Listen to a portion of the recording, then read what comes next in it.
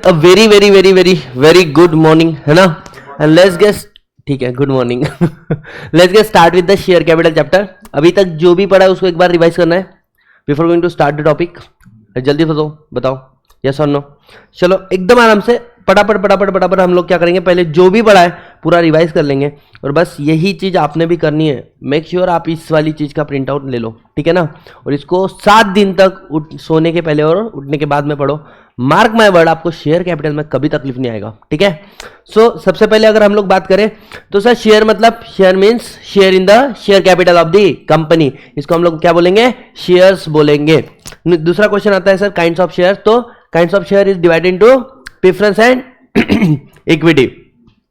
Question ये आता है sir what do you mean by equity which is not preference. Equity share further divide into voting right और differential voting right. और अगर preference का मैं आप लोगों से बात करूं तो सर प्रेफरेंस शेयर है वो क्या बोल सकते हैं, preference over equity with respect of payment of dividend and with respect of payment of capital. इसके बाद में हमने बोला सर इक्विटी शेयर कैसे हो सकता है, नॉर्मल भी हो सकता है या डीवीआर भी हो सकता है। तो डीवीआर के लिए कुछ कंडीशन है, एओए तो सब में कॉमन है, यहां पे ऑर्डिनरी रिजोल्यूशन है। समझ में आ रहा है क्या सर, ऑर्डिनरी रिजोल्यूशन तुमको बहुत कम जगह पे मिलेगा, ध्यान देना। डीवीआर में ऑर्डिनरी मिला, इसके बाद में ईसॉप में प्राइवेट कंपनी में ऑर्डिनरी मिलेगा, और अल्टरेशन ऑफ शेयर कैपिटल करोगे तो वहां पर भी ऑर्डिनरी मिलेगा। रेस्ट ऑफ द जगह पे आपको क्या मिलेगा, स्पेशल रिजोल्यूशन मिलेगा। समझ में आ रहा है कि नहीं आ रहा है सर। इसके बाद में क्या बोला है, जो डीवीआर से शेयर इशू करोगे तो DVR at any point of time exceed नहीं करना चाहिए 74% ऑफ द कैपिटल। समझ में आ रहा है क्या सर। डीवीआर इशू करना है ना तो 3 डिफॉल्ट कंपनी में नहीं होना चाहिए, subsisting 3 year and 5 year. Subsisting में क्या आएगा तुम्हारा सर, सबसिस्टिंग में आएगा इक्विटी का डिविडेंड, किसका, इक्विटी का, डिपॉजिट और डिवेंचर का प्रिंसिपल और इंटरेस्ट का डिफॉल्ट, और लास्ट वाला क्या है, प्रेफरेंस का रिडम्पशन। समझ में आ रहा है सर। 3 साल में क्या होगा, एनुअल रिटर्न और फाइनेंशियल स्टेटमेंट फाइल नहीं किया पिछले 3 साल में किसी भी साल, या फिर आगे क्या बोला हुआ है, 4 एक्ट में तुमने कॉन्ट्रावेंशन किया है, 2 कौन से है, सेबी के और मतलब कैपिटल मार्केट के, 2 कौन से है, आरबीआई के। तो सेबी सिक्रा और फेमा आरबीआई। समझ में आ रहा है क्या।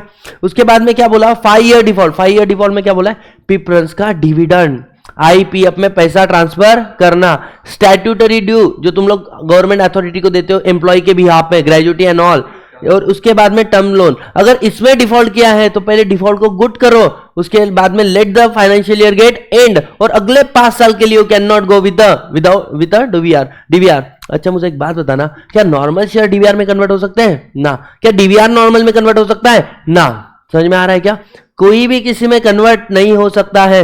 और इंपॉर्टेंट बात क्या है, क्या ना इसे, ये सेक्शन एग्जाम टाइप 43 किसको, प्राइवेट कंपनी को। Now try to understand, this is your examination direct question. So मानो या ना मानो आपको इसको याद रखना ही पड़ेगा। समझ में आ रहा है क्या। सो मार्केट एज इंपॉर्टेंट, मैं आपको लास्ट डे बता दूंगा कि शेयर कैपिटल में कहां से क्वेश्चन पूछने के स्कोप है, कहां से प्रैक्टिकल, कहां से थ्योरेटिकल। और आज तो बायबैक पढ़ेंगे ना भाई, मजा आएगा। समझ में आ रहा है, तुमको मैं रियलिटी वाला कंसेप्ट बताऊंगा जो रियल में चलता है। आगे बढ़ते गए, 44 नेचर ऑफ शेयर मूवेबल होता है। 45 every share have distinctive number except demat form वाला। इसके बाद में नेक्स्ट क्या बोला, शेयर सर्टिफिकेट आज वाला अपना टॉपिक है, ठीक है। उसके बाद में नेक्स्ट पॉइंट क्या आता है सर, वोटिंग राइट कैसे होता है, equity share on all the resolution, preference share on the resolution which directly affect there right, winding up वाला, रिडक्शन या रीपेमेंट ऑफ कैपिटल, या अगर उनको 2 साल डिविडेंड नहीं मिला तो on all the resolution place before the company. Sir सुनो ना, हमें क्या करना है, variation of the right of the one of the class करना है। कंडीशन नंबर 1, एक तो आर्टिकल में ऑथोराइज होना चाहिए, नहीं है तो एटलीस्ट प्रोहिबिटेड नहीं होना चाहिए टर्म्स ऑफ इश्यू। दूसरा क्या बोला, अप्रूवल ले लो, कैसा, 3/4 वैल्यू जिनके पास शेयर्स है उनकी कंसेंट इन राइटिंग, या फिर क्या कर लो, स्पेशल रिजोल्यूशन पास करो। लेकिन तुम्हारे चेंज होने की वजह से किसी और क्लास को अफेक्ट हो रहा है तो उनका भी क्या करो, 3/4 का कंसेंट ले लो। और उसके बाद में क्या बोला हुआ है, आप वेरिएशन कर सकते हो, लेकिन जो डिसेंटिंग शेयर होल्डर अगर वो 10% उससे ज्यादा हो गया और वो उन्होंने कंसेंट नहीं दिया था तो वो किधर जा सकते हैं, एनसीएलटी में। कितने दिन में, 21 डेज के अंदर एनसीएलटी जो भी ऑर्डर देगा वो फाइनल माना जाएगा। समझ में आया। उस ऑर्डर का कॉपी आगे किसको दे दो, आरओसी को दे दो within 30 days. Sorted. Sir 49 क्या बोलता है, call to be made on a uniform basis for each class of securities. अच्छा अगर फेस वैल्यू सेम है लेकिन पेड अप शेयर कैपिटल अलग अलग है तो क्या ना, सेम क्लास और different class, different class. Call in advance कब ले सकते हो, only if it is given in the article. समझ में आया। सेकंड चीज, आर्टिकल कहां नहीं लिखा है, लगभग सब दूर लिखा है एक्सेप्ट प्रीमियम के लिए नहीं लिखा हुआ है, ठीक है। सर अगर हम बोले आपने कॉल इन एडवांस दिया है तो क्या उसके ऊपर वोटिंग राइट मिलेगा? नहीं, जब तक एक्चुअली कॉल नहीं होता है। उसके बाद में सर इंटरेस्ट मैक्सिमम कितना पे करेंगे? 12%। लेकिन रियलिटी में कितना पे करेंगे सर? 12%। बोर्ड का डिसीजन, आर्टिकल का rate, which ever is lower, but it shall not exceed more then 12%। And last में वाइंडिंग अप के समय में, अच्छा सुनना, जो इंटरेस्ट होता है ना, जो आप लोग किसको पे करते हो कॉल इन एडवांस के ऊपर, तो उसके बोलते हैं it is charge against the company. मतलब भाई साहब कंपनी प्रॉफिट हो लॉस हो तो उसका इंटरेस्ट तो देना ही पड़ेगा। और जब आप रीपेमेंट करोगे वाइंडिंग अप के समय में, पहले किसको पे करोगे? बाहर वाले क्रेडिटर को, फिर प्रेफरेंस फिर इक्विटी को करते हैं ना। ये प्रेफरेंस और इक्विटी को करने के पहले कॉल इन एडवांस वालों का दे देना। समझ में आ रहा है क्या सर? सेक्शन नंबर 50 क्या हो गया? 51 क्या बोलता है? डिविडेंड अगर पे कर रहे हो तो as proportion to paid up share capital करना, अगर आर्टिकल में लिखा है तो, अदरवाइज तो फेस वैल्यू पे हम लोग करते ही है। Sir issue of security, premium पे कर सकते हो, डिस्काउंट पे नहीं, प्रीमियम पे yes. SPA can be use for 5 purpose, normal other company के लिए बीबी आई नीड पप्पी, बराबर। एंड उसके बाद में क्या बोला है? अगर कंपनी 133 को कंप्लाई कर रही है अकाउंटिंग स्टैंडर्ड तो बीबी आई, दैट्स इट, गेम ओवर, है ना। उसके बाद में नेक्स्ट पॉइंट क्या हुआ है? सर डिस्काउंट पे तो नहीं कर सकते, डिस्काउंट पे करोगे तो वॉइड माना जाएगा। समझ में आ रहा है क्या? पेनल्टी कितना है? पहले तो 12% रेट ऑफ इंटरेस्ट के साथ में रिफंड करो with 12% per annum rate of interest plus officer in default आपको पेनल्टी मिलेगा। अमाउंट रेज और 5 लाख, बराबर, विच एवर इज लोअर, ये तो मिनिमम है। समझ में आ रहा है क्या? एक्सेप्शन मतलब इतना मैक्सिमम, एक्सेप्शन कितना? स्वेट इक्विटी शेयर डिस्काउंट पे इश्यू हो सकता है, या फिर sir debt restructuring scheme statutory resolution patch which is approve by the RBI. Sir इसके बाद में आता है स्वेट इक्विटी शेयर। कौन सा इक्विटी शेयर? स्वेट में याद रखना, मैंने आपको डिफरेंस लिखा के दिया था, 3 साल का लॉक इन पीरियड होता है। स्वेट इक्विटी शेयर उस इंप्लॉय को मिलेगा जिसने हमारे कंपनी को क्या दिया है? नो हाउ या making the rights in the nature of intellectual property right में अवेलेबल करके देना, या फिर वैल्यू एडिशन किया है। अच्छा जब उसको शेयर दोगे तो लॉक इन पीरियड कितना है? 3 साल। एम्प्लॉय के डेफिनेशन में कौन आता है? सर हमारा परमानेंट एम्प्लॉय, हमारा क्या डायरेक्टर, फिर चाहे वो कौन सा है कंपनी का होल्डिंग सब्सिडी का। समझ में आ रहा है क्या? नेक्स्ट पॉइंट तुम्हारा आता है कि सर सुनो ना, उसको हम लोग डिस्काउंट में भी इशू कर सकते हैं या कंसिडरेशन अदर देन कैश के लिए भी यूज कर सकते हैं। आगे क्या बोला है? टू होम, तो एम्प्लॉय मैंने कवर कर लिया आप लोगों को। अच्छा सुनना, व्हाट वैल्यू एडिशन एक्चुअल भी हो सकता है, एंटीसिपेट भी हो सकता है ना, वो सारी बातें हो गई हमारी, IPR and all. Sir how much in a year?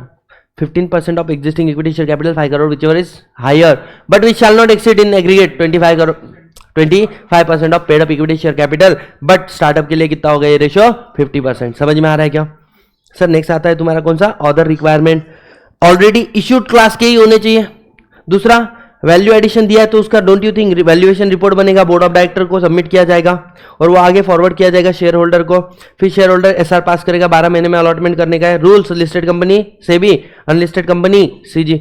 और उसके बाद में लॉक इन पीरियड 3 ईयर। उसके बाद में दे आर पारी plus with the other equity shares, register है उसका SS3 और डिस्क्लोजर इन बोर्ड रिपोर्ट। क्या ना, ऐसे सारा रूल मैंने एक फॉर्मेट में, एक प्रोसीजर के फॉर्मेट में कवर करके रखा है। अरे यस और नो?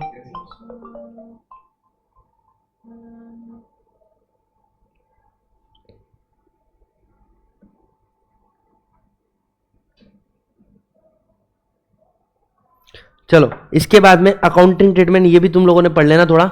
अगर आपको डेप्रिशिएबल एसेट मिला होगा तो क्या करोगे? बैलेंस शीट में बता देंगे, asset side of the balance sheet. और अदर मिला है तो एक्सपेंसेस। समझ में आ रहा है क्या? ये तो तुम लोगों ने भी वैसे पढ़कर आया वाले, इधर अपने को बताने का काम नहीं है। सर इसके बाद में एक कंसेप्ट होता है ईसॉप। ईसॉप याद है क्या? अभी ये पढ़ा है तो ये साथ में ही पढ़ लो। सिर्फ ईसॉप में क्या है, एम्प्लॉय अलग है भाई, लॉक इन पीरियड तो ऑप्शनल है। एम्प्लॉय में कौन कौन आता है यहाँ पे? सर परमानेंट एम्प्लॉय आएगा, डायरेक्टर आएगा, लेकिन डायरेक्टर में कौन नहीं आएगा? सर इंडिपेंडेंट डायरेक्टर नहीं आएगा। कौन नहीं आता है? प्रमोटर ग्रुप या ऐसा डायरेक्टर जिसने 10% है उससे ज्यादा होल्डिंग किया है, लेकिन वो भी 10 साल के लिए स्टार्टअप कंपनी को लिए एग्जम्पशन है। ठीक है सर, यहाँ पे रिजोल्यूशन कौन सा? वैसे तो स्वेट में एसआर, यहाँ पे क्या बोला? Public company SR, private company OR. समझ में आ रहा है क्या? और यहाँ पर आप ऑप्शन दे रहे हो सामने की फ्यूचर डेट पे, प्री डिटरमाइन पे तो परचेस कर सकता है। मिनिमम वेस्टिंग पीरियड कितना होना चाहिए? 1 साल का होना चाहिए। सॉर्टेड केस एकदम आराम से। सर इसके बाद में पढ़ा था इश्यू ऑफ प्रेफरेंस शेयर्स, ध्यान देना एकदम आराम से। इरिडीमेबल तो इशू नहीं कर सकते, मैक्सिमम 20 ईयर, लेकिन इंफ्रास्ट्रक्चर में कंपनी एंगेज है तो 30 ईयर, 21st ईयर से ऑप्शन दे दो 10% मिनिमम रिडम्पशन का। आर्टिकल में लिखा होना चाहिए, एसआर होना पास होना चाहिए। घर वाले प्रेफरेंस शेयर खुश नहीं और बाहर वाले मुंह मारने जा रहे हो तो चलेगा नहीं चलेगा? नहीं चलेगा। समझ में आ रहा है क्या? सेबी के रूल, लिस्टेड कंपनी, बराबर। सर रिडम्पशन करना है, देखो रिडम्पशन करना है तो पहली बात वो फुल्ली पेड होने चाहिए। सोर्सेज कितना है? तो एक तो फ्रेश इशू कर सकते हो या फिर प्रॉफिट में से अगर ट्रांसफर किया है तो CRR अकाउंट में नॉमिनल वैल्यू का अमाउंट ट्रांसफर करना है। सर जो सिक्योरिटी प्रीमियम अकाउंट सुनना, जो प्रीमियम सोर्स अपन पे कर रहे हैं उसके लिए क्या यूज कर सकते हैं, SPA, लेकिन अदर कंपनियां मतलब सेक्शन 133 को कंप्लाई कर रही वाली नहीं, क्योंकि उसको क्या बोला है, आप इश्यू डिस्काउंट के ऊपर कमीशन डिस्काउंट और क्या एक्सपेंस इश्यू आप इक्विटी शेयर का ही कर सकते हो। समझ में आ रहा है। प्रॉफिट के लिए क्या बोला हुआ है और प्रॉफिट यूज कर सकते हो। नेक्स्ट पॉइंट क्या बोला है, what if company unable to redeem, तो बोले एक काम कर, 2 काम कर, 3/4 लोगों का कंसेंट ले ले और बाद में एनसीएलटी को अप्रूवल कर दे। एनसीएलटी 2 ऑर्डर पास कर देगा, further issue of new share certificate, redeemable preference share, और जो डिसेंडिंग है उसको एग्जिट अपॉर्चुनिटी दो। सर ट्रांसफर ट्रांसमिशन याद है क्या, एक बार है वॉलंटरी एक्ट ऑफ पार्टी होता है, ऑपरेशन ऑफ लॉ दूसरा होता है तुम्हारा इंस्ट्रूमेंट ऑफ ट्रांसफर, एक जगह पे दूसरी जगह पे नहीं, एक जगह पे स्टैम्प ड्यूटी लगेगा, दूसरी जगह पे नहीं लगेगा। समझ में आ रहा है क्या। सर ट्रांसफर का मुझे मोटा मोटी बताओ पहले तो आपको इंस्ट्रूमेंट ऑफ ट्रांसफर साइन करना पड़ेगा और वो डेटेड होना चाहिए, और ट्रांसफर ही उसको या ट्रांसफर किसको देगा, कंपनी को with in 60 days. Sir 60 days में दे नहीं पाए या इंस्ट्रूमेंट ऑफ ट्रांसफर लॉस हो गया, इंडेमनिटी लगेगा। समझ में आ रहा है क्या। फिर कंपनी विद इन 1 मंथ क्या कर देगा, इसको रिकॉर्ड कर देगा आपके नाम में। समझ में आ रहा है। लेकिन अगर ट्रांसफरर ने आपको इंस्ट्रूमेंट दिया जो पार्टली पेड है, तो पहले ट्रांसफरी को नोटिस देंगे और ट्रांसफरी ने उसके अगेंस्ट में नो ऑब्जेक्शन देना चाहिए, तब जाके उसके नाम पे ट्रांसफर होगा। समझ में आ रहा है क्या। इसके बाद में टाइम लिमिट दिया है कि अगर इनकॉर्पोरेशन ऑफ कंपनी तो शेयर सर्टिफिकेट कितने दिन में मिलना चाहिए, 2 महीना, अलॉटमेंट के केस में 2 महीना, ट्रांसफर ट्रांसमिशन के केस में 1 महीना, डिबेंचर अलॉटमेंट के केस में 6 मंथ। समझ में, IFSC कंपनी 60 डेज। अब इसके बाद में आता है तुम्हारा क्या गाइस, पनिशमेंट फॉर द पर्सोनेशन। अगर कोई व्यक्ति बता रहा है मैं इस सिक्योरिटी का ओनर हूं, एक्चुअली में वो नहीं है, जानबूझ के बता रहा है, डिसीटफुली बता रहा है, और उसके ऊपर उसने कोई बेनिफिट लेने का कोशिश भी किया होगा, तो don't you think guys that person is liable, yes और नो। सर सेक्शन नंबर 58, अगर कंपनी ने रिफ्यूज कर दिया तुम्हारा क्या ट्रांसफर को रजिस्टर करने के लिए, कितने दिन में करना चाहिए, विद इन मंथ। समझ में आ रहा है। तो जैसे ही रिफ्यूज किया, प्राइवेट कंपनी है ना, तो बोले 30 डेज के अंदर तू एनसीएलटी को एप्लीकेशन कर, और अगर रिफ्यूज नहीं किया तो उसको 30 दिन का समय दिया हुआ है, अगले 30 दिन मतलब जिस दिन एप्लीकेशन किया वहां से 60 डेज में एनसीएलटी को एप्लीकेशन कर दे। In case you are public company, then जैसे ही रिफ्यूज किया विद रीजन 60 डेज में एनसीएलटी, अगर रिफ्यूज नहीं किया तो जिस दिन तूने एप्लीकेशन किया लेट द 30 डेज कंप्लीट, और आगे 60 डेज मतलब टोटल 90 डेज के अंदर तू एनसीएलटी के पास जा सकता है। एनसीएलटी जो भी ऑर्डर पास करेगा क्या, एक तो रेक्टिफिकेशन ऑफ रजिस्टर, ट्रांसफर करने को बोलेगा, डैमेज देने को बोलेगा, ठीक है, 10 दिन में ट्रांसफर। सर दोनों सेक्शन नंबर 59 क्या बोलता है, rectification of register of member. मेरा नाम अननेसेसरी डाल दिया है या निकाल दिया है, या फिर डालने के लिए लेट कर रहे हैं या निकालने के लिए लेट कर रहे हैं, तो ऐसे वाले केस में सीधा हम लोग एनसीएलटी के पास जा सकते हैं। कौन कौन, agreed person, member and the company itself, और उसके अगेंस्ट में एनसीएलटी ऑर्डर दे देगा। या फिर तुमने ट्रांसफर ट्रांसमिशन करने के लिए लॉ का डिफॉल्ट किया, किस लॉ का, सेबी का, या फिर कंपनीज एक्ट का, या फिर सिक्रा का, या फिर एनी अदर लॉ का, तो ऐसे वाले केस में SEBI, depository participant, company, agreed person कहां पे जाएगा, एनसीएलटी के पास, और वो बोलेंगे कॉन्ट्रावेंशन को सेट असाइड करो। पहली बात तो ठीक है, जो तुमने किया वो गलत है। और दूसरा बात क्या बोलेंगे guys, rectification of register of member. Sir section number 60, अगर कंपनी कोई डॉक्यूमेंट इशू कर रही है जिसके अंदर अथोराइज कैपिटल के बारे में लिखा है, तो कंपनी को साथ में किसके बारे में लिखना पड़ेगा, सर कंपनी को पेड अप और सब्सक्राइब कैपिटल के बारे में भी लिखना पड़ेगा। कहने से यहां तक सब कुछ आपका लर्न हो चुका है गाइस, यस और no. Further issue of share दिया है कि जब भी कंपनी अपने शेयर को फर्दर इशू करेंगे, पहले एग्जिस्टिंग इक्विटी शेयर होल्डर को ऑफर करेंगे। समझ में आ रहा है क्या, in the proportion to their paid up share capital. कैसे, लेटर ऑफ ऑफर देके, लेटर ऑफ ऑफर कितने दिन पहले देना है, ऑफर ओपन होने के, इश्यू ओपन होने के कम से कम 3 दिन पहले, और कितने दिन तक ओपन रहेगा इश्यू, कम से कम 7 दिन, मैक्सिमम 30 डेज। इन बिटवीन इस प्राइवेट कंपनी इस समय को भी कम कर सकती है कि नहीं कर सकती, कर सकती है बाय 90% मेंबर का कंसेंट इन राइटिंग लेके। सर इसके बाद में क्या बोला हुआ सुनो ना, कि अगर इन बिटवीन वो एक्सेप्ट कर सकता है, डिक्लाइन कर सकता है, रिनाउंस कर सकता है। अगर उसने एक्सेप्ट नहीं किया, रिनाउंस नहीं किया, तो board of director which is not disadvantage the interest of the company बोलकर डिस्पोज ऑफ कर सकते हैं। अरे बोर्ड ऑफ डायरेक्टर खुद किसी और को दे सकते हैं।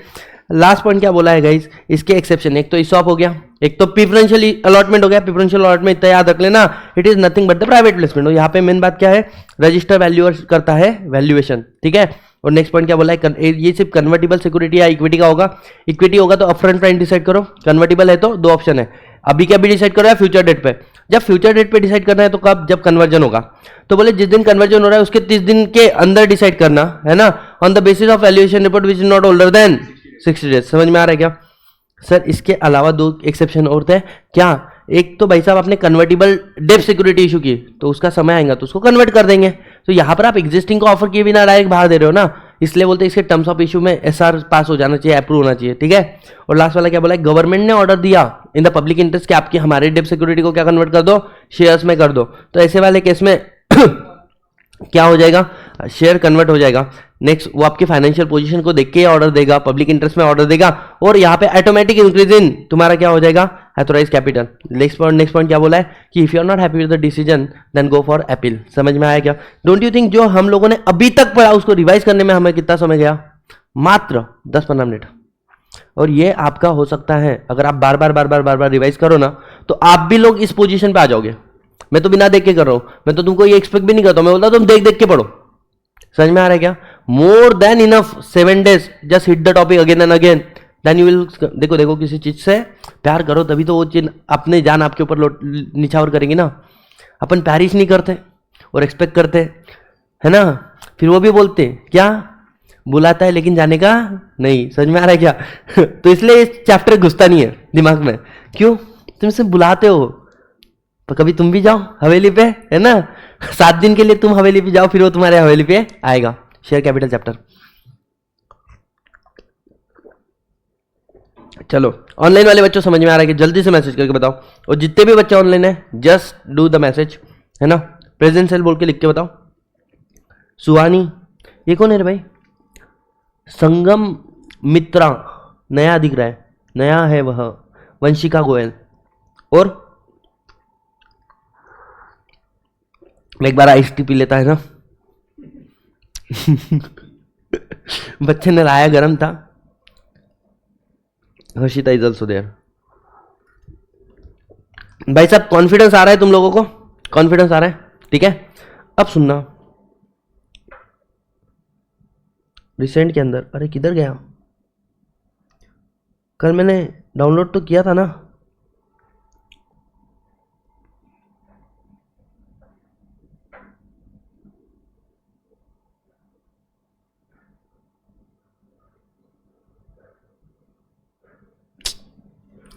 अरे यार एक मिनट,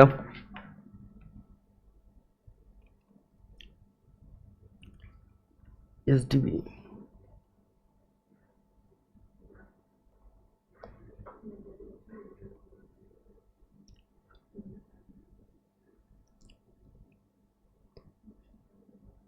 छूकर मेरे मन को तूने। चलो गाइस फोकस करना हमारा 100%, है ना।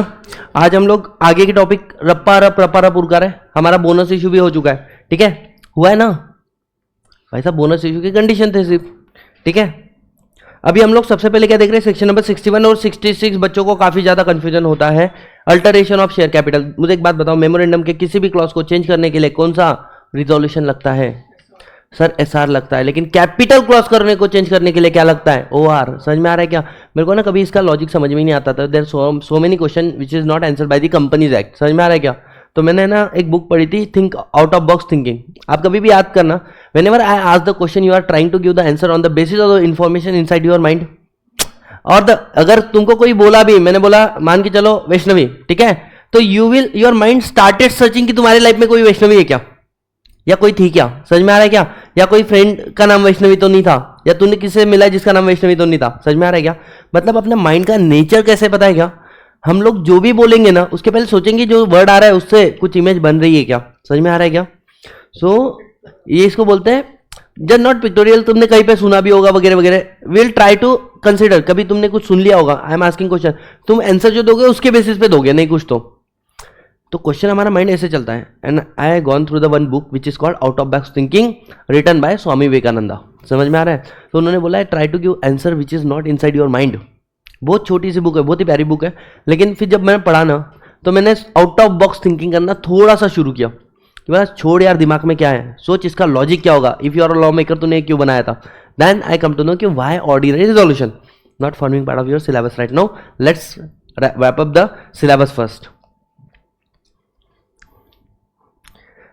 सर सेक्शन नंबर 61, ये देखो अपना ये भी हो चुका था, बोनस इशू, है ना। FR, SPA, CRR, है ना। Article of association, OR, share fully subscribe and all. अब आ जाते हैं सेक्शन नंबर 64 SS7, ये भी हो चुका है। हम लोग पढ़ रहे हैं alteration of share capital. Alteration of share capital का प्रोसीजर बड़ा सिंपल है यार। क्या बोलता है, कुछ ही नहीं करना है, आर्टिकल में लिखा होना चाहिए alteration, A for article, A for alteration, सभी दूर आर्टिकल, ऐसा याद मत रखो, फालतू बनाइए। पास OR, ये हमेशा भाई गार्ड बांध लो। सारे क्लॉज चेंज होने के लिए क्या लगता है SR, लेकिन कैपिटल क्लॉज चेंज होने के लिए क्या लगता है OR। और MGT 14 फाइल करोगे आप किसको, किसको, ROC को, है ना। इंपॉर्टेंट बात अब आता है mode of alteration of capital. One is what, increase in authorise capital.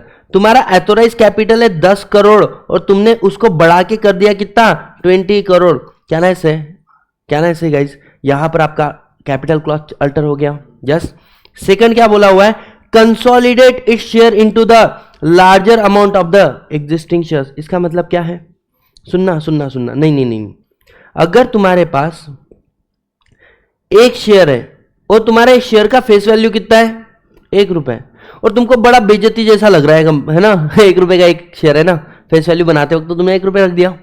अब एक काम करो, बोले 10 share is equal to 1 share कर दो, 10 share is equal to 1 share. Can I say you consolidate the multiple share into the single share. तो यहां पे नंबर ऑफ शेयर्स क्या हो जाएगा, रिड्यूस हो जाएगा, लेकिन कैन आई से larger share into small amount of shares. इसी का दूसरा है सब डिवीजन। अब तुम देखो, मेरे पास एक कंपनी का शेयर था, आई एम एक्सपेक्टिंग कि उसका सब डिवीजन होना चाहिए, ठीक है।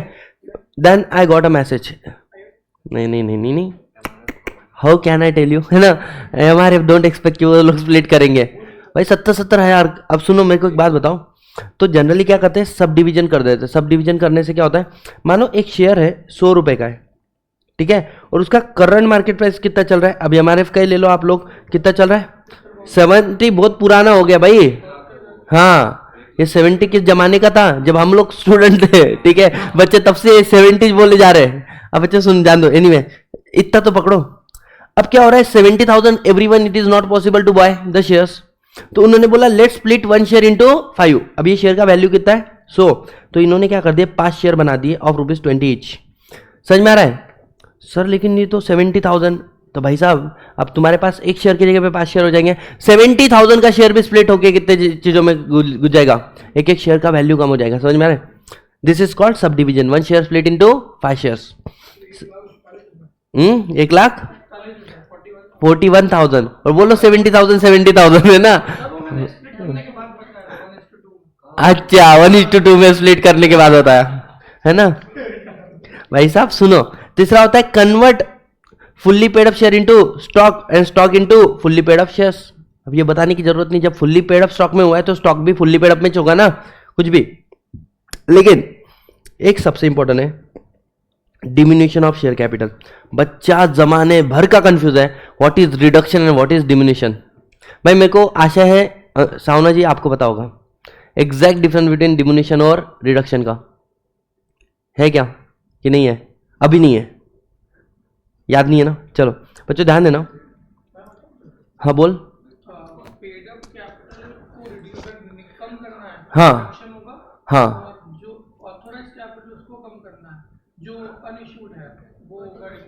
सही है। लेकिन अब इसको एकदम सिंपल तरीके से बताता हूं मैं।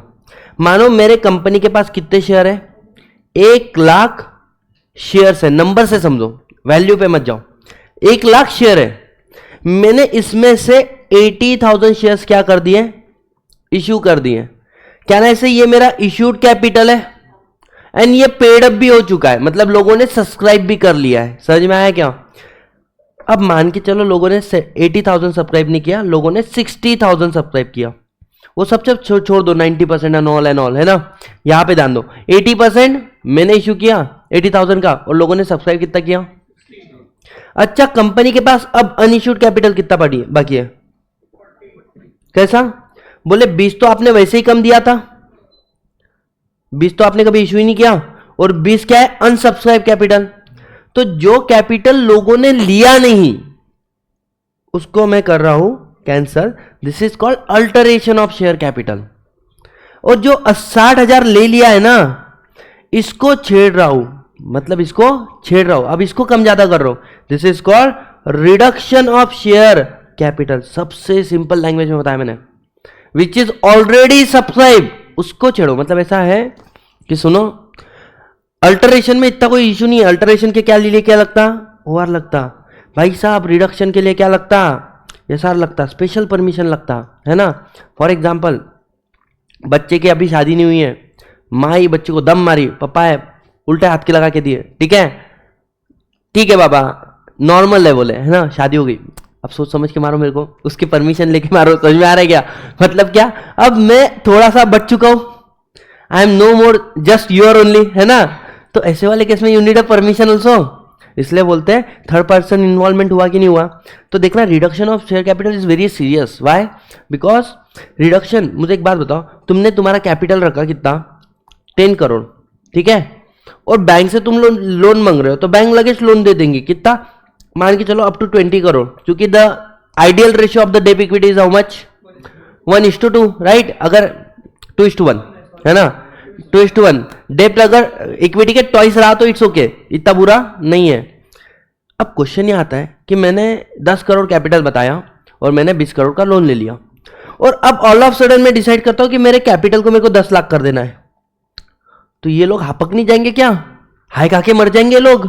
इसलिए बोलते हैं कि पहले आपको क्रिएटर का क्या चाहिए, कंसेंट चाहिए, समझ में आ रहा है। अदरवाइज तुम देखो ना अल्टरेशन में कंसेंट नहीं चाहिए, डिमिनिशन जो लोगों ने लिया इसलिए उसके लिए काय को कंसेंट लूं।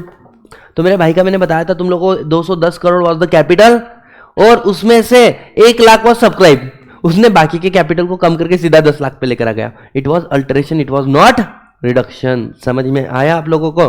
That's it. I think practically थोड़ा सा आइडिया आया तुम लोगों को। अब इसके बाद में तुमको जिंदगी में कंफ्यूज नहीं होने वाला है, क्योंकि तुमने उसको डिवाइड कर लिया किस पॉइंट के बाद। अब तुमको मैं बताता हूं ना, और एक कंडीशन लड़के की जगह लड़की में लो, लड़की को लो। पराया धन बोलते हैं अपन लोग, अरे बराबर, जब तक अपने घर में, अब भाई और बहन के रिश्ते तुमको मालूम है, भाई अपने दीदी को छेड़ते रहता, मारते रहता, दीदी भी मारते रहती, वो आके ऐसे बजा टपली बजा के जाती, भाई का दिमाग खराब आया, वो झपुटिया पकड़ता खींचता, बराबर, क्या चलता नहीं चलता, सब चलता, घर की बात है।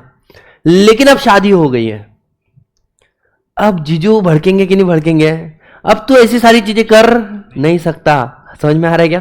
तो रिडक्शन कब होता है? जब चलेगा, मतलब जब अपना अपने तक है तब छेड़ो। अल्टरेशन किसी का और का हो गया, आप छेड़ रहे हो, अब बड़ा मैटर हो जाएगा। समझ में आ रहा है क्या? रिडक्शन, समझ में आया? हाँ चलो। सो अब हम लोग आ गए किसके ऊपर, कंसेप्ट के ऊपर, रिडक्शन ऑफ शेयर कैपिटल। अब समझो रिडक्शन ऑफ शेयर कैपिटल की पहली कंडीशन क्या है, एसआर पास करना पड़ेगा कि नहीं करना पड़ेगा? इतना सीरियस मैटर है, एनसीएलटी के पास भी जाना पड़ेगा, अप्रूवल लेना पड़ेगा। भाई साहब छोड़ दो, अलग अलग गवर्नमेंट अथॉरिटीज को भी बताना पड़ेगा कि तुमको कोई ऑब्जेक्शन है, 3 महीने का समय दिया, ऑब्जेक्शन लो। समझ में आ रहा है क्या? मतलब income tax department, all and all, इन सबको भी बताना पड़ेगा। सर ये सब कुछ हो गया, फिर एनसीएलटी ऑर्डर देगा रिडक्शन। भाई साहब एक बार एनसीएलटी ने ऑर्डर दिया, उस रिडक्शन को किधर फाइल करो, आरओसी। ये मैंने मोटा मोटी प्रोविजन बताया, देयर इज अ प्रोसीजर। समझ में आ रहा है क्या? अब सुनो, रिडक्शन ऑफ शेयर कैपिटल 3 तरीके से हो सकता है। कितने?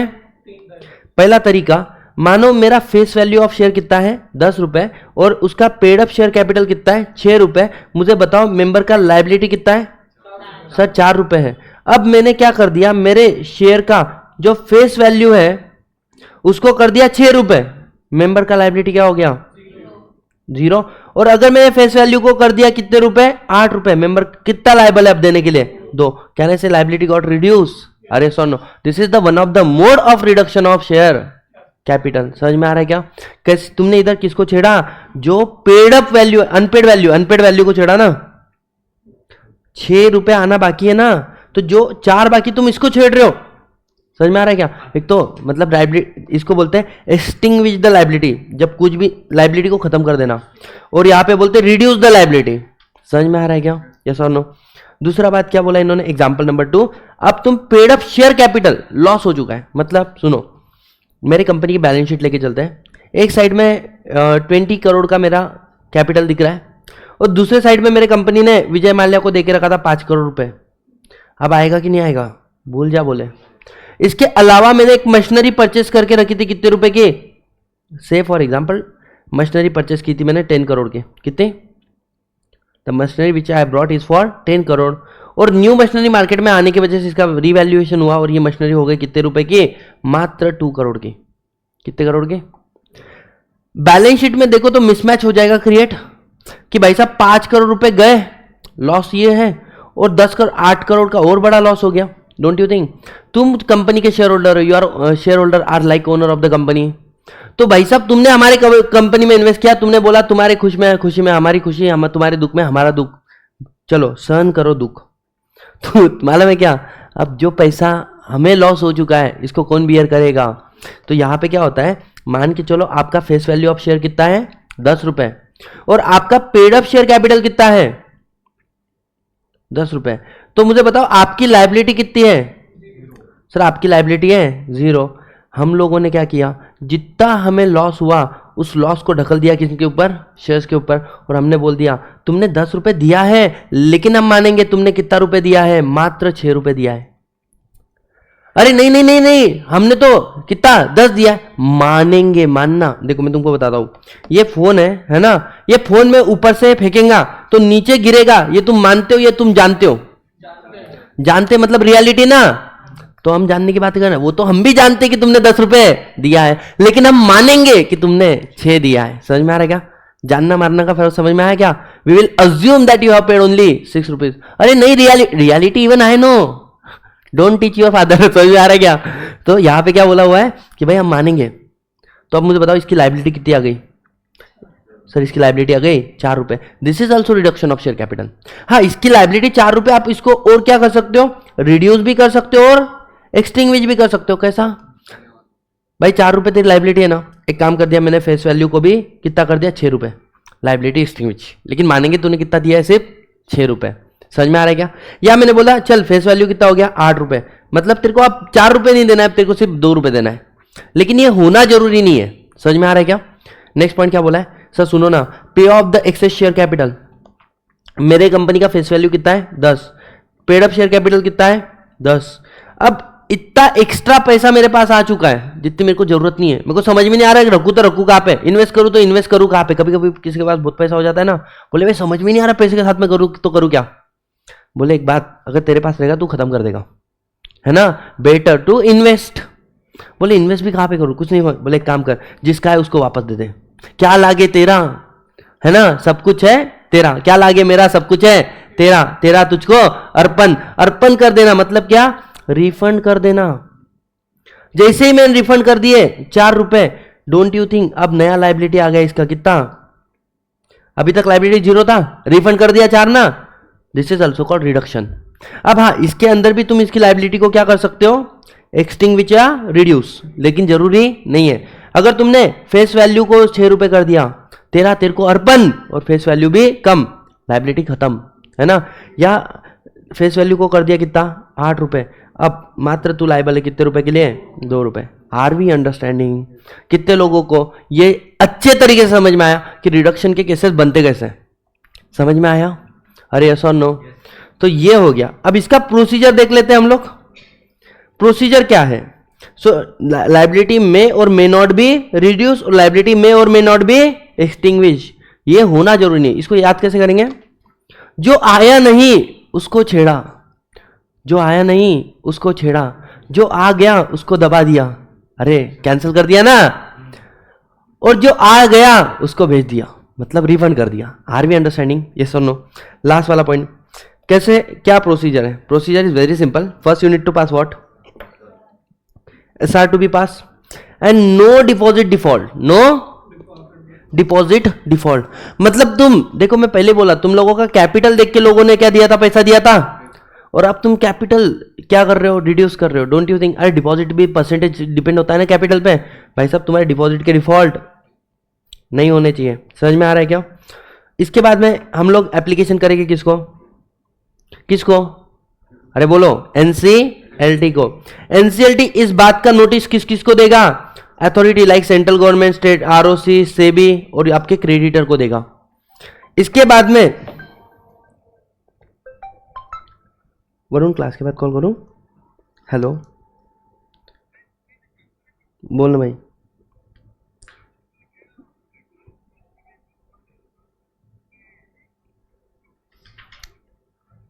ओके दे दे तू, मेरा कोई तकलीफ नहीं है। और तू कल कॉल किया फिर कट क्यों किया? मेरे को तेरा मिस कॉल आया था सिर्फ।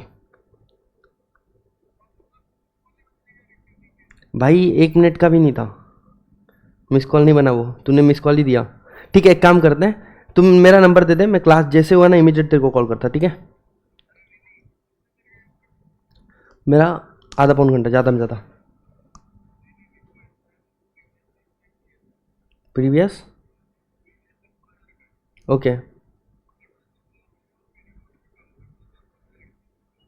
ठीक है, चलेगा। Okay done, bye.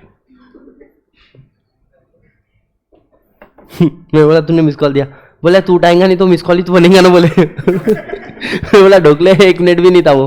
अच्छा सुनना, हाँ अच्छा, देखो सुनना, आरओसी इनको दिया, इनको 3 महीने का टाइम दिया, काय के लिए? ऑब्जेक्शन रेज करने के लिए। इसके बाद में सुनना, अब एनसीएलटी क्या करेगा? एनसीएलटी आपको ऑर्डर पास कर देगा रिडक्शन ऑफ शेयर कैपिटल। लेकिन एनसीएलटी ऑर्डर पास करने के पहले एक बात देखता है क्या, कि जो तुम्हारा क्रेडिटर है ना, क्या तुमने इनको डिस्चार्ज किया कि नहीं किया? अच्छा, तुम जो लिस्ट देते हो ना क्रेडिटर का, you should not be older than 15 days, क्या तुमने, चलो इनको डिस्चार्ज नहीं किया, एटलीस्ट इनको कोई सिक्योरिटी तो अवेलेबल करा के दी होगी, और वो भी नहीं करा के दिए, मतलब भाई तुम ये तो लोग रिस्की है, तो इनसे एटलीस्ट कम से कम क्या ले लो, नो ऑब्जेक्शन सर्टिफिकेट ले लो, मतलब इनके कंसेंट ले लो। समझ में आ रहा है क्या? इसके बाद में provided a claim of creditor इधर डिस्चार्ज सिक्योर और ऑब्टेन द कंसेंट। समझ में आ रहा है? नेक्स्ट पॉइंट क्या बोला है कि सर एनसीएलटी ने जो ऑर्डर दिया कंपनी को, एनसीएलटी का वो ऑर्डर कंपनी किसको फाइल करेगी? आरओसी को। ऑर्डर ऑफ एनसीएलटी फाइल किया, और आरओसी आपको दे देगा certificate of reduction of share capital. Are we understanding guys, yes और नो? सो अब इसके अंदर है ना फॉर्म नंबर्स भी है actually, RSC1, RSC2, RSC3, but I think it is not a forming part of your syllabus. एक बार मॉड्यूल को तुम लोग चेक करना, होगा तो मेरे को बताने में कुछ नहीं है, मतलब तुम you should not doubt at least my knowledge, at least examination के लिए तो भी भाई, है ना? तुम लोगों को चाहिए तो ठीक है बाबा, मेरे पास है।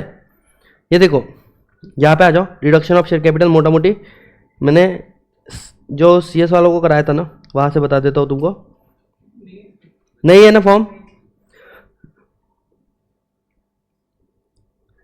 ये देखो, ये मैंने स्टेप लिखा था CS वालों के लिए, ठीक है?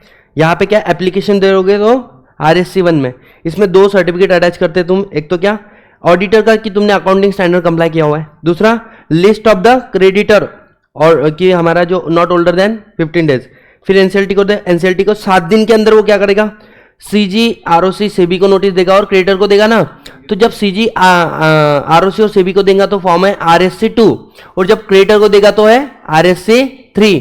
इसके बाद में मेक श्योर कि क्रेडिटर एक तो डिस्चार्ज होना चाहिए, या फिर सेटल होना चाहिए, या फिर कंसेंट होना चाहिए, सिक्योर होना चाहिए, कंसेंट होना चाहिए। फिर 3 महीने में चाहे तो ऑब्जेक्शन लो, अगर ऑब्जेक्शन नहीं लिया तो डीम अप्रूवल।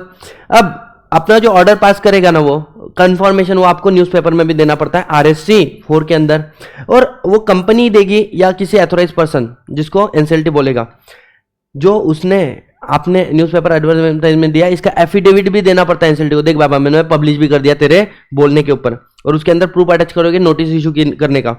अब वो ऑर्डर क्या देगा, reduction of share capital RSC6। फिर आप फाइल किस तरह करोगे, आरओसी, और आरओसी देगा RSC7, reduction of share capital done.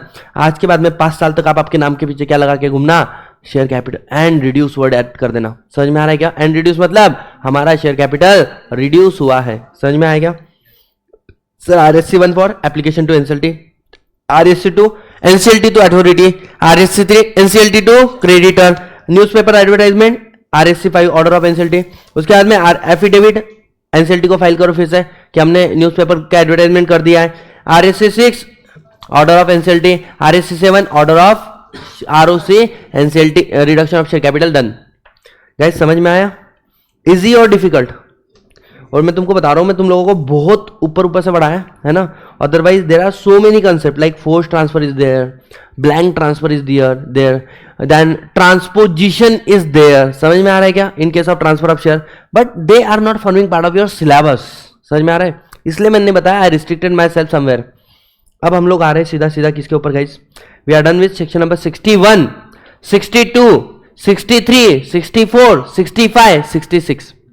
अब हम लोग सीधा सीधा हिट कर रहे हैं किसको? Buyback of shares. इससे लेके बड़े पंगे हैं जिंदगी में। अरे हाँ या ना? आज और भी ज्यादा पंगे हो जाएंगे। क्यों? बिकॉज मैं तुमको बाय बैक पढ़ाने वाला हूं इन रियलिटी। इन रियलिटी मतलब जो एक्चुअल है, सच्ची घटनाओं पे आधारित, रियल इंटरप्रिटेशन पे बेस। आपको है ना एक बात मैं बताता हूं, so that you will trust on me at least, है ना? नहीं, यू ट्रस्ट मी, बट मैं जब बायबैक पढ़ूंगा और मैं गलत बातें बताऊंगा, तुम बोलोगे ये तो हमको आज तक मालूम ही नहीं, है ना? और जो मॉड्यूल में बोलो, मॉड्यूल में भी सही लिखा हुआ है भाई, इंटरप्रेट सही नहीं हो रहा है लोगों से। मैं तकलीफ क्या है मैं तुमको बताता हूं। मैं जो तुमको बोलूंगा तुम बोलेंगे सर कुछ भी बोल रहे हो, झूठी झूठी बातें कर रहे हो। समझ में आ रहा है क्या? तो इसके लिए मेरे को एक पीछे का स्टोरी बताना पड़ेगा तुमको, ठीक है? मैं मुंबई में गया था और वहां पर 20 लड़कियां और 6 लड़के got selected for ICSI training for next 45 days residential program. I am one of those, ठीक है? Even one more thing, I was not able to pay the fees as well. The president of institute of company secretary of India paid the fees on my behalf. उस समय में ही come to know about me, उन्होंने मेरा फीस भरा था and together with my trainer. समझ में आ रहा है क्या? अब मैंने वहाँ पे गया तो तुम लोगों को मैंने बोला होगा एक बार कि मेरे को इडलवाइज से ऑफर आया था। तो रंगनाथम सर वॉज देयर, उन्होंने मेरे को क्वेश्चन पूछना शुरू किया and he was asking can a subsidiary company hold the shares of the holding company? Answer is no ना, एक्सेप्शन है ना? मैंने हाउ बोल दिया, बिकॉज मैं काम कर रहा हूँ ऐसे काफ़ी। पिनाकल ग्रुप पता है क्या तुम लोगों को? NCLT सॉरी नल स्टॉप के शौकीन पान वाला समुद्रा होटल, उसके बाजू में एक बड़ी सारी कांच की बिल्डिंग है। It was a pinnacle group. They have around 24+ company. I was the only person handling the entire companies, ठीक है? And there are so many subsidy company जिसके होल्डिंग कंपनी में शेयर है। मैंने ऐसे हाँ बोल दिया। I didn't get a chance to explain as though. He was like if you are giving such answer ना, you are not even eligible to stand for the interview of Edelweiss in front of the 20 girls and the rest of the boys. गंदा वाला बेइज्जती। Then what happen, break मिला जैसे तुमको मिलता है, चाय वाय पी के आया मैं। एंड सर मैंने कब बोला मेरे को इंटरव्यू देने का है? Then he was like started asking question to me only. बता बता, मैंने सारे आंसर दिए बट अनइंटरेस्टेड, है ना? ऐसा होगा, ऐसा होगा, ऐसा होगा। बोले तू अभी ब्रेकफास्ट करने गया तो एनर्जी ड्रिंक लेके आया क्या? सब आंसर सही आ रहे तेरे। अगेन गंदा वाला बेइज्जती है ये। समझ में आ रहा है? पहले ही डाउट, है ना, कि बेकार, और अभी तू सही आंसर कैसे दे रहा है? I doubt. बोला यार ठीक है, गजब बेइज्जती पे बेइज्जती हो रही है अपनी। फिर समय आया, खाना खा के वापस आए, प्रेजेंटेशन शुरू हुआ।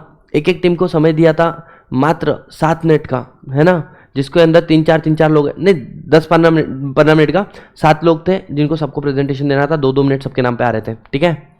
देन मेरा प्रेजेंटेशन आया और मेरे बाद में भी 1-2 प्रेजेंटेशन थे। मैंने I started giving the presentation. मैंने ना मेरे दोस्तों को, पंटर लोग जितने भी अपने, सबको पहले भगाया, बोला तुम ये बताओ, तुम ये बताओ, तुम ये बताओ। फिर आई भाई मेरी बारी। It was a topic called buyback of shares, ठीक है? The presentation stretch around for 45 minute plus, ठीक है? He didn't dare to stop me. In between he was like, Satish, I have one question. मैं बोला I know what is your question, है ना? तो he was like, how do you know? बोला sir, I know the answer of your question as well, but I am damn sure that none of them know. बोले what is my question? मैंने बोला guys, I have question for you. समझ में आ रहा है? And the same question which he is supposed to ask me ना, I asked to another students. समझ में आ रहा है? मतलब CS जितने भी हमारे थे, they are not able to answer those. बताऊंगा मैं तुमको आराम आराम से सारी बातें, है ना? सो जब मैंने उस क्वेश्चन को आंसर दिया ना, ही वॉज सरप्राइज। फिर मेरा इंटरव्यू हुआ, एवरीवन स्टार्टेड क्लैपिंग।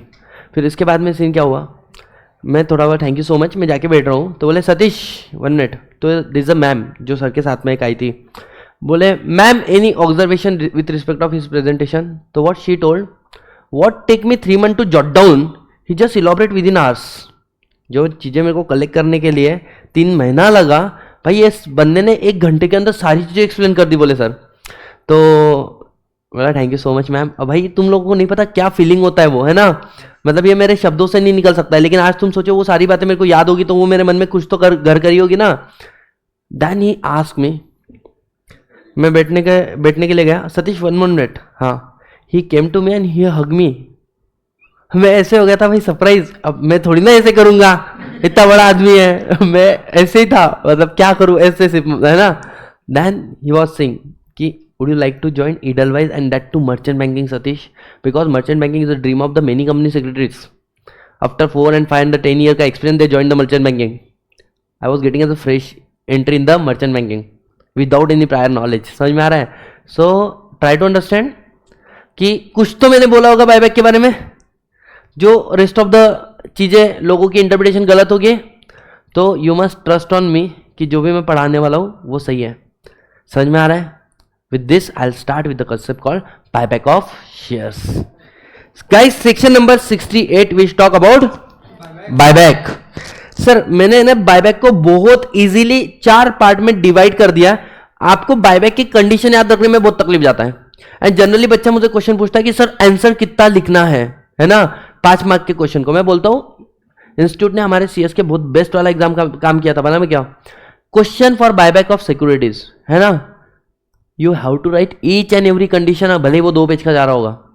और sir how many mark? 4 mark. You can not say I will remember 5 condition only, फिर वो बीकॉम होगा, प्रोफेशनल कोर्स नहीं होगा. And there is another question for 8 mark, the answer does not exceed more than 2 lines. You won't even believe. तुम्हारा section number 39 याद है तुम लोगों को? अरे section number 39 of the prospectus allotment of the securities, allotment of securities का allotment of shares वाला section है. उधर क्या बोला है कि जो ऑफर पीरियड है, मुझे एक बात बताओ, मिनिमम सब्सक्रिप्शन मिनिमम एप्लीकेशन आ जाना चाहिए डैश दिन के अंदर, within 30 days from date of opening. And refund कितने दिन में होगा? Within 15 days from the date of closing of offer. गलत सुनना, minimum subscription minimum allotment 30 days में आना चाहिए जिस दिन आपने सर्कुलर मेंबर को इश्यू किया. The date is what? Issue of circular to भाई ओपन कर बेयर एक्ट है ना. सुनो, नहीं सही है, काय को गलत, तूने भी सही लिखा होगा, याद नहीं रहता ये बात. ऐसा है जिस दिन देखो आरओसी को फाइल करते हो, आरओसी के बाद में मेंबर को 90 डेज में देते हो, जिस दिन मेंबर को दिया वहां से कितने दिन के अंदर 30 डेज में मिनिमम सब्सक्रिप्शन आना चाहिए. मिनिमम एप्लीकेशन में मतलब आपका ऑफर पीरियड ओपन होके क्लोज भी हो जाना चाहिए 30 दिन के अंदर, तभी तो समझेगा ना मिनिमम सब्सक्रिप्शन आया कि नहीं आया. अगर नहीं आया तो इसलिए कंसेप्ट आता है अंडर राइटर, तू ले ले, वो भग गया तो उसका लाइसेंस कैंसिल, लेकिन अपनी बोमा बोम हो जाएंगे. और रिफंड कब से करना है, कितने दिन में करना है? Within 15 days from closure. तो जो वर्ड है ना 30 days from issue of security, it was a question for 8 mark in the CS. अब मुझे एक बात बताओ, दे डोंट नो इश्यू से 30 डेज या ओपनिंग से 30 डेज. Are we understanding? लिखा तो तूने भी सही है, लिखा तो तूने भी सही है, अपना प्रॉब्लम क्या हो जाता है, याद नहीं रहता है. समझ में आ रहा है क्या? सो बोलने का बड़ा सिंपल सा मतलब है, आंसर का length does not depend in the professional course on the number of marks allocated to the questions. वो डिपेंड काय पे करता है? टू द पॉइंट लिखो, कम लिखो, you will get the better mark. समझ में आ रहा है क्या? Come to the point. Sir buyback is what? Buying back own share own securities is a buyback. अब जब भी आप लोग बायबैक कर रहे हो तो पर्पस बताने की मेरे को अब तुम लोगों को जरूरत है क्या कि कंपनी खुद के शेयर्स क्यों परचेस करती है? पता है तुम लोगों को? आ जाओ, तुमको है ना रीजन सारी बातें बताता हूं. पहला बात, कंपनी अपने शेयर इशू करती है, अपने ही मेंबर से अपने शेयर परचेस कर रही है. क्यों भाई साहब? इसको अपने पास रखने के लिए नहीं, इसको खत्म करने के लिए. And this is not reduction of share capital, क्योंकि रिडक्शन में तुम क्या कर रहे हो? कैंसिल कर रहे हो. समझ में आ रहा है क्या? यहां पे तुम शेयर वापस लेके खत्म कर रहे हो, डिस्ट्रॉय कर रहे हो. समझ में आ रहा है? अब यहां पे this is called buyback, existing security, लेकिन ये फुल्ली पेड अप होने चाहिए. दूसरा बात क्या बोला हुआ है? रीजन क्या क्या है? To avoid the unnecessary take over, बाहर वाले लोग शेयर ले लेंगे. इसका avoid the dilution of the control, जितने लोगों में ज्यादा शेयर बटे रहेगा उतना अपना कंट्रोल कम होते रहेगा. तो जैसे ही तुमने बायबैक किया तो अपनी शेयर होल्डिंग और बढ़ जाएगी. 100 शेयर में 50 मेरे पास है, 50 बाहर वालों के पास है, मैंने उसमें से 20 बायबैक कर लिए, तो अब मेरे पास 80 में से 50 है, शेयर होल्डिंग बढ़ा. दूसरा, अर्निंग पर शेयर बढ़ जाएगा. अरे ईबीआईटी प्रॉफिट आफ्टर टैक्स रहेगा तो नंबर ऑफ शेयर होल्डर कम हो जाएंगे तो ईपीएस बढ़ जाएगा.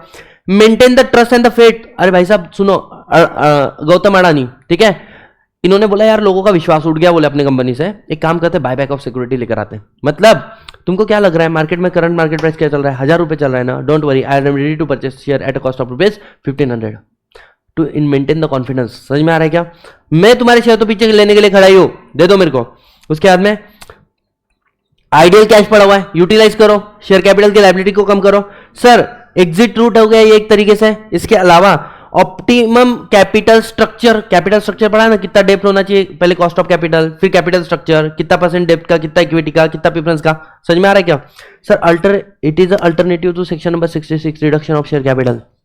लेकिन अगर आप इस प्रोसीजर को फॉलो करोगे तो दैट इज नॉट रिडक्शन। समझ में आ रहा है क्या? इस प्रोसीजर को नहीं तो फिर रिडक्शन की प्रोसीजर को फॉलो करो।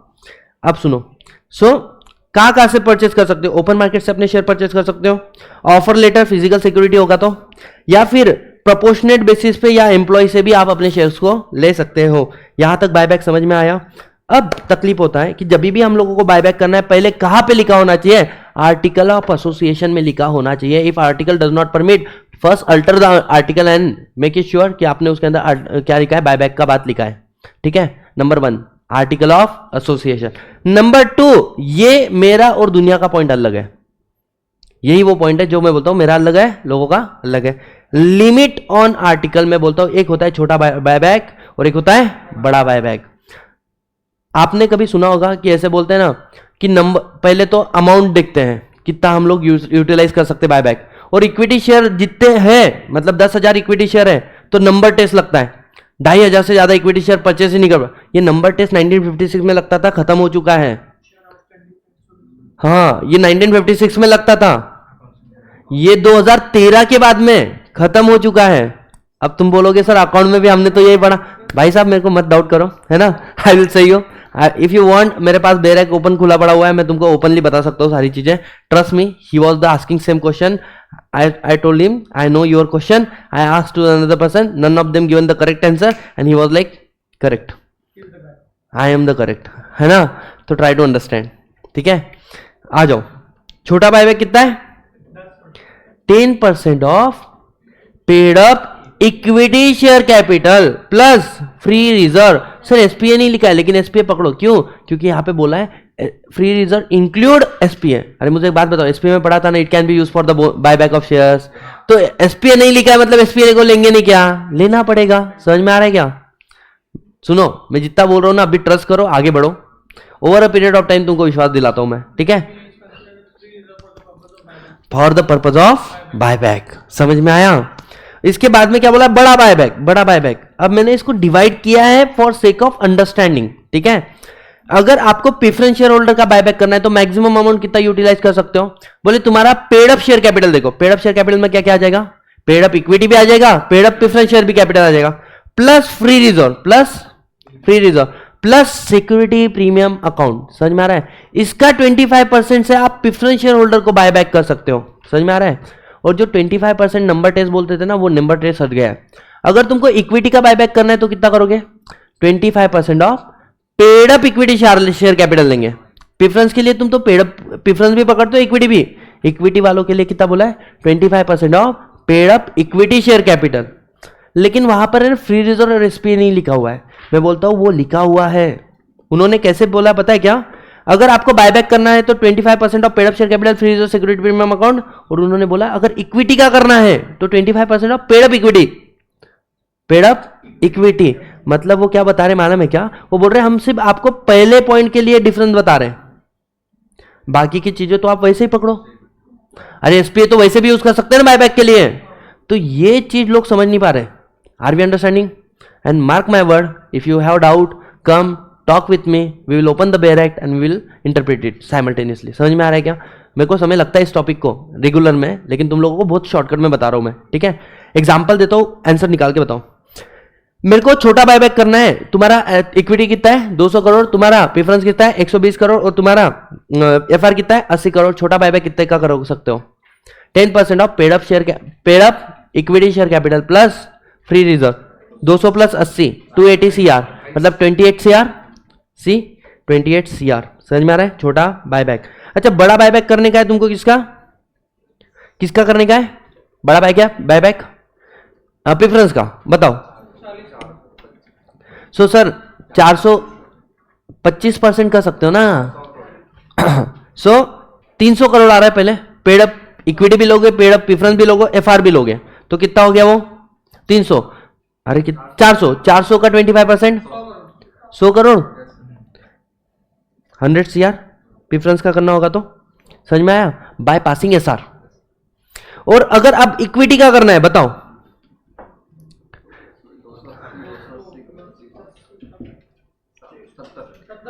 70 CR, let's see 70 CR. Are we understanding? Logically भी थोड़ा क्लियर हुआ तुम लोगों को? It was amount test, not a number test, which was there earlier in the company act 1956, not in the 2013. Are we understanding? चलो आगे क्या बोला है? इन शॉर्ट, इन शॉर्ट, हाँ यही, दैट्स इट, यही, ट्रस्ट मी. मैं तुमको है ना प्रैक्टिकल एक क्वेश्चन सॉल्व करके बताता हूं. चलो ट्राई टू अंडरस्टैंड. एक बात और, एक कंडीशन समझ लेते, फिर अपन एक प्रैक्टिकल देख लेते हैं for your sake of understanding. Board resolution paid up equity share capital plus free reserve plus security premium account. Sir किती वेळ आहे? 10 मिनिटं आहे ना. प्लस SR, म्हणजे तर मॅडमने सांगा ना आज फक्त 10-1 मिनिटं उशीर होऊ द्या मला, कारण टॉपिक कंप्लीट होणार म्हणा त्यांचं. SR के लिए क्या बोला हुआ है? 25% of paid up share capital free reserve plus security premium account. और नीचे क्या बोला इक्विटी के लिए? 25% of paid up equity share capital free reserve plus security premium account. एक बात याद रखना, after buyback debt equity ratio should not be 2:1. समझ में आया? एक क्वेश्चन अपन लोग सॉल्व कर लेते हैं so that you will understand. चलो मैंने एक क्वेश्चन बना दिया यहां पे तुम लोगों के लिए. पेड अप शेयर कैपिटल है 50 CR एंड इक्विटी FR है 50 CR, debt is 160 CR. Question आता है मैक्सिमम बायबैक आप लोग कितना कर सकते हो? मानो एक शेयर का वैल्यू है 100 रुपीज. कितना है? Face value is 100. Maximum buyback आप कितना कर सकते हो इक्विटी का?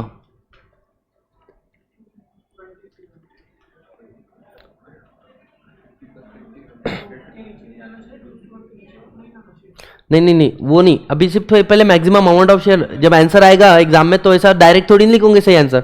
तो इसका आंसर क्या है सर? 25% ऑफ इक्विटी का कर रहा है ना, paid up equity share capital plus free reserve plus security premium account. So यहां पे कितना आ रहा है हमारे पास? 50 ये है, 50 ये है और SPA 0 है. इसका 25% कितना हो जाएगा सर? 25 CR. अब एक बात करो, तुम्हारे पास अगर तुम पेड अप शेयर कैपिटल में से कितना रुपए निकाल लोगे? हाँ 25 करोड़ रुपीज. तुम्हारा डेप्ट टू इक्विटी कितना होगा बताओ सर? 160. मुझे बताओ तुमको तुम्हारा इक्विटी कितना मेंटेन करना पड़ेगा? 2:1, मतलब मिनिमम इक्विटी कितना चाहिए? 80. यही बात भाई तूने बोला था ना कि ज्यादा में ज्यादा 20 कर सकते हैं, गलत है क्योंकि तुम अधूरा देख रहे हो. मेरे को एक बात बताओ, यू आर सेइंग कि हम लोग कितने का, एक 25 करोड़ का बायबैक करेंगे. 25 करोड़ माइनस होंगे कि नहीं होंगे सर? सुनो ना, 50 करोड़ में से पेड अप शेयर कैपिटल में से 50 करोड़ में से 25 माइनस हो गए, और साथ ही साथ में तुम्हारे फ्री रिजर्व में से भी तो 50 में से 25 माइनस हो गए. कैसे? पैसा उसमें से तो जा रहा है. समझ में आ रहा है क्या? अब बचा कितना मुझे बताओ? इधर बच गया 25 और इधर बच गया 25. कितना हो गया? 50. इसके कंपैरिजन में तुम्हारा डेप देखो कितना है? 1.6. और तुम्हारा इक्विटी कितना है? समझ में आ रहा है तुम लोगों को? जो तुम 2:1 का रेशियो देखते हो ना भाई, तुम FR में से माइनस करने के बाद भाई it is not only equity, debit to equity मतलब नॉट इक्विटी, इक्विटी के साथ में FR भी पकड़ो. समझ में आ रहा है तुम लोगों को? अब मुझे बताओ कंफ्यूजन हुआ नहीं हुआ? अब इस सिचुएशन से बाहर कैसे निकलोगे? बड़ा सिंपल है. मुझे एक बात बताओ, 160 है ना, 160 के लिए अगर तुमको मिनिमम रेशियो मेंटेन करने का है डेप इक्विटी, तो इक्विटी प्लस FR कितना होना चाहिए? 80. और 80 में से 160 से 80 माइनस करो, कितना बचा? 80 CR तक तुम बायबैक कर मतलब अमाउंट यूटिलाइज कर सकते हो. अब सुनो, ये वाला रेशियो है 160 माइनस 50 माइनस एक्स और 50 माइनस एक्स. ये हो गया तुम्हारा पेड अप शेयर कैपिटल और ये हो गया तुम्हारा फ्री रिजर्व. ठीक है, तो कुछ तो अमाउंट माइनस करना पड़ेगा so that answer will be 80. हमने देखा ना भाई 80 करोड़ अपन यूटिलाइज कर सकते हैं. अब दोनों में इक्वली डिवाइड कर देंगे तुम, क्योंकि फेस वैल्यू पे कर रहे हैं ना रिडीम. तो इधर से करो 40 CR, इधर से करो सॉरी कितना हो गया है 80 का. रुको मैक्सिमम कितना कितना तुम बायबैक कर सकते हो इफ यू, हाँ 40 मतलब इधर 40 मतलब मैक्सिमम 10 CR. समझ में आ रहा है क्या? इधर से 40 माइनस करो, इधर से 40 माइनस कर दो, how much it will be? तो फिर तुम्हारा रेशियो बन जाएगा ना. Are we understanding? यस और नो? तो वहां से तुम्हारा रेशियो निकल के आएगा एग्जैक्टली कितना होता है। तो I will upload 2 more videos जहां पे मैं तुमको 2 क्वेश्चन के सॉल्व करके बता रहा हूं, ठीक है। मैंने सॉल्व किए हुए हैं। I will give you the idea कि प्रीमियम पे इशू करते तो कैसे करते हैं, फेस वैल्यू पे करते तो कैसे करते हैं, समझ में आ रहा है। तो इसका मतलब क्या है, पेड अप शेयर कैपिटल में से एक्स अमाउंट माइनस करूं और इधर से भी माइनस करूं, सो दैट मेरा डेप इक्विटी रेशियो मेंटेन होना चाहिए। आर वी अंडरस्टैंडिंग, यस और नो। सुनो, इसको और भी सिंप्लीफाइड रखते हैं अपन लोग। 10 माइनस करेगा तो हो जाएगा ना, हाँ, तो फिर 80 हो जाएगा, समझ में आ रहा है। तो यहाँ पे क्या आ जाएगा 10 दैट यू मस्ट कंसिडर, ठीक है, इक्वली डिवाइड करना पड़ेगा। तो I will upload 2 more video just to solve the buyback का न्यूमेरिकल, समझ में आया। लेकिन हाँ, क्या क्या क्या,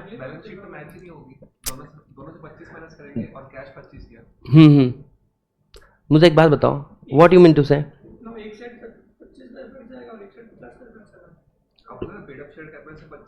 हाँ हाँ हाँ,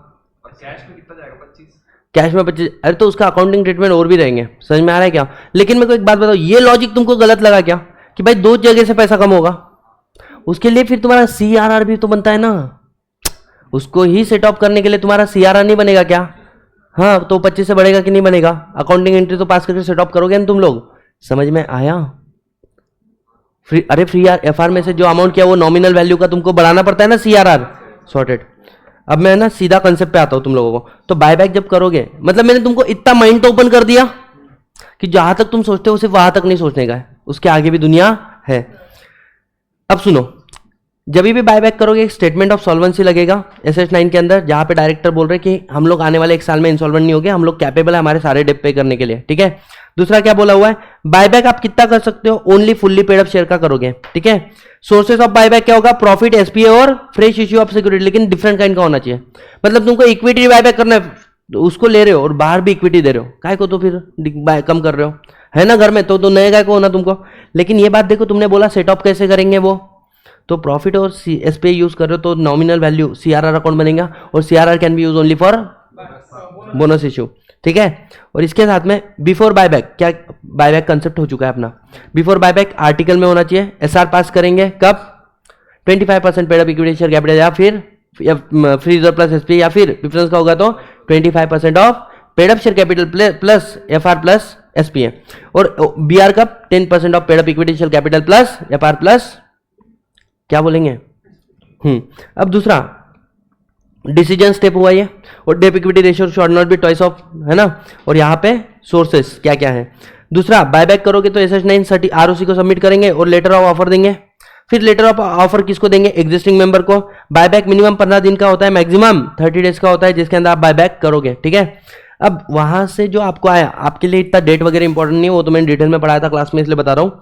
बायबैक क्लोज हो जाएगा, अरे सॉरी नो, जैसे बायबैक क्लोज हो जाएगा 7 डेज में आपको सिक्योरिटी को डिस्ट्रॉय करना है, वो वेरिफिकेशन वगैरह is not important for you. समझ में आ रहा है कि कितने लोगों का सक्सेसफुल बायबैक है, उनको पैसा रिफंड करो, ये करो वो करो, not relevant, not forming part of your syllabus.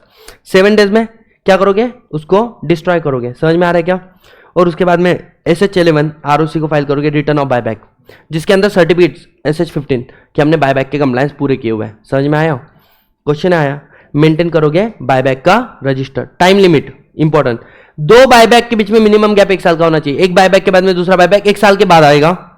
Gap between 2 buyback is minimum. एक बायबैक कंप्लीट कितने समय में हो जाना चाहिए, 1 ईयर। मतलब 2 बायबैक के बीच में गैप 1 साल, और अगर आज बायबैक शुरू किया है तो 1 साल में कंप्लीट कर दो। समझ में आ रहा है क्या।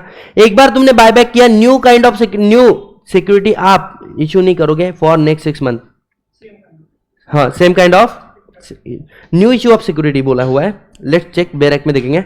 और क्या बोला, लेकिन इसके एक्सेप्शन है क्या, अगर आप लोगों ने कन्वर्टिबल सिक्योरिटी इशू की थी और वो 6 महीने में कन्वर्ट करना पड़ रहा है, तो यू कैन नॉट से न्यू काइंड ऑफ नहीं कर सकते, अब तो देना पड़ेगा, इट्स बिकम ऑब्लिगेशन ना। बोनस इशू चलेगा, या फिर ऑब्लिगेशन है, कन्वर्टिबल डेप, ईसॉप हो गया, स्वेट इक्विटी हो गया, आपको करना पड़ेगा। खत्म हो गया बायबैक पूरा का पूरा। बेसिक पूरा रिवाइज कर देता हूं मैं आपको। आर्टिकल में ऑथराइजेशन, BRSR का लिमिट याद है, डेप इक्विटी रेशियो 2:1 होना चाहिए, सोर्सेज पता है, CRR में अकाउंट ट्रांसफर होगा, पता चल गया। सर लेटर ऑफ ऑफर और स्टेटमेंट ऑफ सॉल्वेंसी किसको दोगे, ROC को। फिर उसके बाद में क्या लेटर ऑफ, वो तुम छोड़ दो, लेटर ऑफ ऑफर मेंबर को देंगे, एग्जिस्टिंग मेंबर को। फिर उसके बाद में 15 दिन का मिनिमम और 30 दिन का मैक्सिमम बायबैक पीरियड ओपन होगा। बायबैक होने के बाद में only fully paid up share का बायबैक कर लेना, बायबैक को कंप्लीट कर देना 1 साल के अंदर। उसके बाद में एक्सटिंग्विश कर देना सिक्योरिटी को 7 दिन के अंदर। Maintain the register of buyback and file the return with ROC SHL and attach the certificate of buyback SH15। समझ में आ रहा है? Buyback took me around 4-5 hours easily. मैंने तुमको 15-20 मिनट में समझाने का कोशिश किया है, but hope so you understand at least जो मैं बोल रहा हूँ, दैट मेक अ सेंस, है ना? क्या क्या नहीं, इसको और भी सिंपल तरीके से मैंने आप लोगों को लिख के दिया, डोंट वरी। देखो, आर्टिकल ऑफ एसोसिएशन में लिखा होना चाहिए SR to be pass. SR के लिए क्या लिमिट है? प्रेफरेंस के लिए है 25% of paid up share capital plus FR plus SPA। यहां पे लिखा इक्विटी के लिए 25% of paid up equity share capital.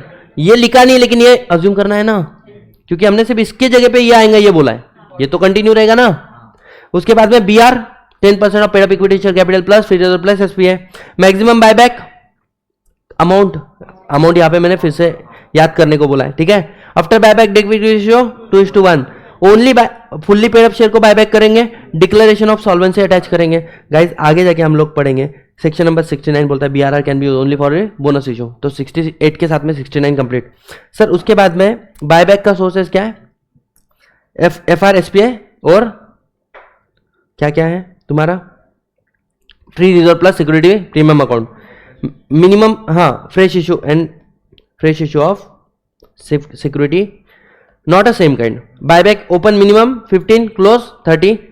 Sir buyback post buyback क्या देखेंगे? Maintain the register, file the return of buyback with the ROC, destroy the shares with in 7 days। समझ में आ रहा है क्या? टाइम लिमिट 1 साल में क्या है? बायबैक कंप्लीट हो जाना चाहिए, और दूसरा 2 बायबैक का गैप 1 साल होना चाहिए। न्यू मंथ में no new issue of the securities, और 7 days में क्या करेंगे? डिस्ट्रॉय। लेकिन इसके एक्सेप्शन है bonus issue and compulsory convertible, अगर कोई ऑब्लिगेशन आ रहा है तो। समझ में आ रहा है गाइस? खत्म हो गया बायबैक। समझ में आ रहा है? मतलब रिवीजन के मामले के हिसाब से खत्म हो गया। सेक्शन नंबर 67 और 70 पढ़ लेंगे, आपके सारे सेक्शन खत्म हो गए। Are we understanding? Share capital का है, लेकिन आज ऐसा माथा घूमे जैसा लग रहा होगा ना, थोड़ा सा माथा घूमे जैसा, मतलब दिमाग ऐसा ट्रेस में आ गया होगा तुमको, अरे कुछ तो अलग ही पड़े। ठीक है, डोंट वरी। मैं ना, चलो ये एक याद करो, section number 70 prohibition on buyback. हाँ, कंपनी आप बायबैक कर ही नहीं सकते हो। कब बायबैक नहीं कर सकते हो? अगर लास्ट पिछले 3 साल में तुमने 3D का डिफॉल्ट किया है। 3D मतलब डिपॉजिट, डिवेंचर या डिविडेंड पेमेंट में, या फिर टर्म लोन का डिफॉल्ट किया है, यू कैन नॉट। 3D याद आ गया? या फिर तुमने एनुअल रिटर्न सेक्शन नंबर 92, या फिर तुमने पेमेंट ऑफ डिविडेंड 123 पढ़ाया ना तुम लोगों को, स्वप्निल सर ने। 127 consequences of non payment of dividend. समझ में आ रहा है क्या? 129 that your books of account should be as per अरे अकाउंटिंग स्टैंडर्ड एंड ऑल, है ना? सो ये आप परचेस नहीं कर सकते हो, और थ्रू सब्सिडरी या इन्वेस्टमेंट कंपनी के थ्रू भी आप परचेस नहीं कर सकते हो। समझ में आया? This is the prohibition on buyback. क्या सेक्शन नंबर 70 का हेडिंग पढ़ो रे? सेक्शन नंबर 70 क्या बोलता है? Prohibition on buyback in certain circumstances. समझ में आ रहा है क्या? भाई ये डिफॉल्ट हो गए नहीं, सब्सिडी के थ्रू कर रहे हो, नहीं चलेगा। अब वो क्वेश्चन जहां पे एग्जाम में इंस्टीट्यूट ने बार बार क्वेश्चन पूछे, कौन सा? सेक्शन नंबर 67 क्या बोलता है? This is prohibition of buyback. चाहे आप पब्लिक कंपनी हो, चाहे आप प्राइवेट कंपनी हो, you can not purchase your own security. खुद के शेयर परचेस नहीं कर सकते।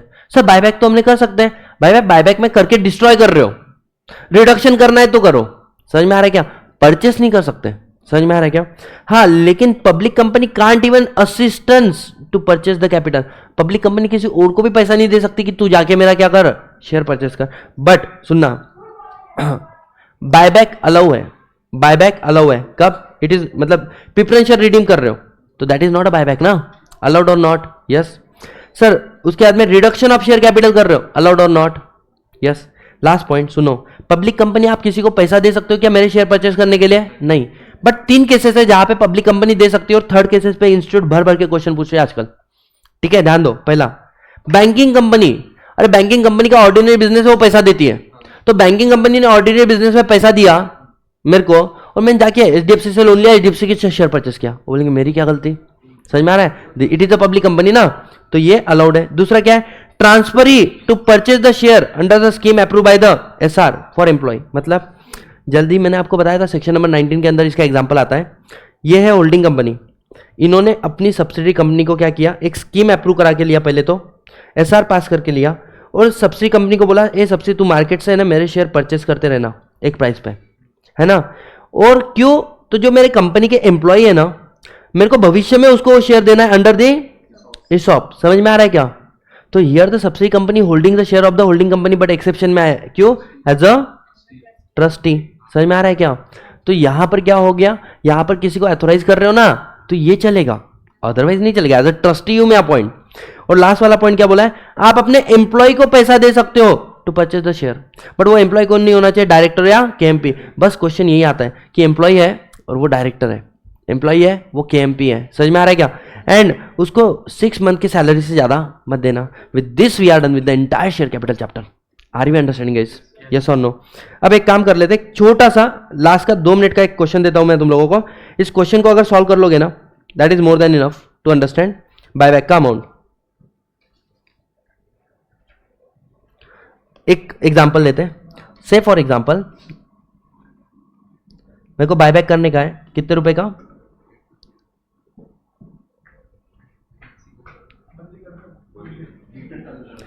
मानो मेरा कंपनी का डेप्ट है कितना, 92 एंड मेरे कंपनी की जो इक्विटी है that is paid up share capital is a 40 and मेरे कंपनी का एफआर इज अ 40, जो भी होगा वॉट एवर।